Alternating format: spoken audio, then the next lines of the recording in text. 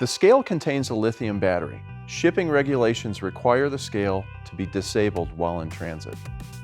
Remove the protective indicator film and follow the instructions on the remaining label before removing it. Only performing this process after the scale is fully assembled. To activate the scale, you must press and hold 0. You will hear several beeps, and the scale display will read hello when the process is completed. Then release the 0 button. To learn more, you can also scan the code on the label to download the technical manual and view more instructional videos like the one you just watched today.